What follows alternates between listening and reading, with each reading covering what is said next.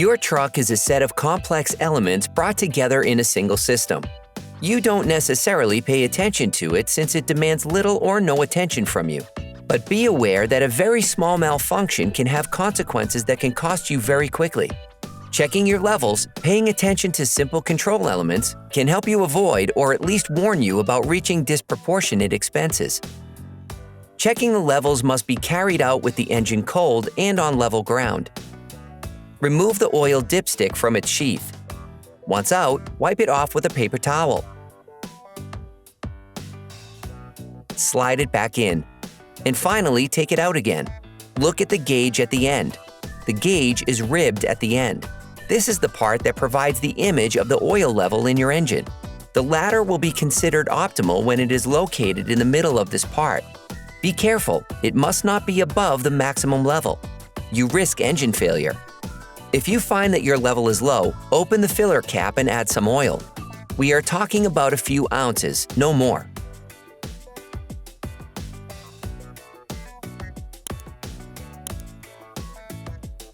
Insert your gauge again, which you will have wiped beforehand, to check the new level. Repeat the filling operation until you reach the optimal level. Hey, it's Alex from CarParts.com. If you enjoyed this video and want to support us, like, comment, and subscribe. Okay, back to work. Coolant is as important as oil in an engine. Vital. It is very important to check this level frequently.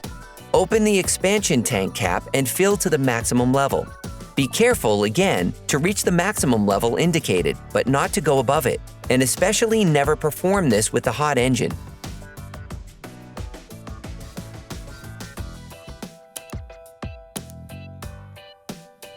The brake fluid reservoir also contains level graduations.